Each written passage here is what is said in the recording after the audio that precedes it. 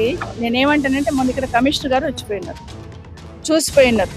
ఆయన ఏం కామెంట్ చేయలే, ఇక్కడ జస్ట్ చూసి వెళ్ళిపోయినారు. ఇక్కడ ఉన్న వాళ్ళు కంప్లైంట్ ఇస్తే చూసి వెళ్ళిపోయినారు.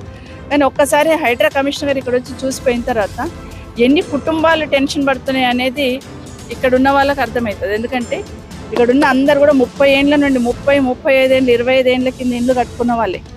రెండవది వీళ్ళు కబ్జా చేసింది కాదు, డబ్బులు పెట్టి కొనుక్కున్నారు, అప్పు తెచ్చుకున్నారు, బ్యాంకులలో అప్పులు తెచ్చుకున్నారు, కట్టుకున్నారు. వాళ్ళ ఉద్యోగం చేసినన్ని రోజులు బ్యాంకులకు అప్పులు కట్టుకుంటూనే ఉన్నారు.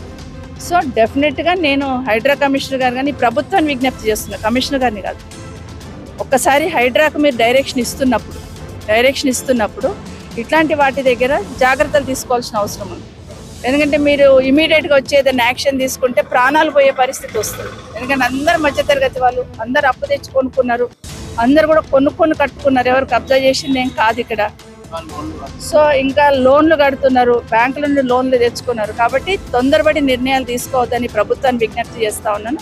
డెఫినెట్గా ఒక చెరువు దగ్గరికి వచ్చి మీరు నిర్ణయం తీసుకుంటున్నప్పుడు దాని వెనకాల ఉన్న ఏముంది సమస్య, ఎంతమంది దీని మీద నష్టపోతారు దీనివల్ల అనేది తప్పకుండా ప్రభుత్వం ఆలోచించాలి. ఎందుకంటే ఆషామాషిగా వచ్చి కొట్టేస్తామంటే ప్రాణాలు పోయే పరిస్థితి వస్తుంది. మొన్న ఈ మధ్య శంషాబాద్లో చూశాను, అట్లే ఇంకా కొన్ని ఏరియాలలో చూశాను. వాళ్ళు ఏడుస్తున్నారు. కనీసం ఏం జరిగిందనేది కూడా రివ్యూ చేసుకోకుండా చేస్తే కరెక్ట్ కాదు. దయచేసి కరెక్ట్ రిపోర్ట్ తీసుకోవాలని కోరుతున్నాను. ఎవరిని కూడా ఇక్కడ ఇబ్బంది కాకుండా చూసుకోవాల్సిన బాధ్యత ప్రభుత్వానికి కూడా ఉంది. ఎందుకంటే చాలామంది, నేను ఒక పెద్ద ఆవిడ మాట్లాడింది నాతో, 80 years అట.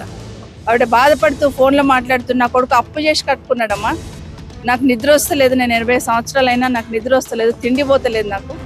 మొన్న వచ్చి ఆయన చూసిపోయిందట, ఎప్పుడు కొట్టేస్తారని చెప్తున్నారు అందరూ.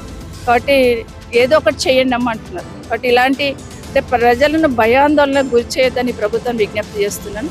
ఇట్లాంటివి చూస్తున్నప్పుడు ఇక్కడ ఒక భరోసా ఇవ్వాల్సిన అవసరం ఉంటుంది. అందరు మధ్యతరగతి వాళ్ళే, ఇక్కడ ఉన్న వాళ్ళందరూ మధ్యతరగతి వాళ్ళే. 100 గజాలు, 150 గజాలు, 120 గజాలలో కట్టుకున్న వాళ్ళే. కాబట్టి ఈ రిపోర్ట్ తీసుకుంటున్నప్పుడు డెఫినెట్గా ఇక్కడ ఉన్న వాళ్ళకు ఒక భరోసా కల్పించాలి, కానీ భయాందోళనకు గురి చేయొద్దని ప్రభుత్వాన్ని విజ్ఞప్తి చేస్తున్నాను.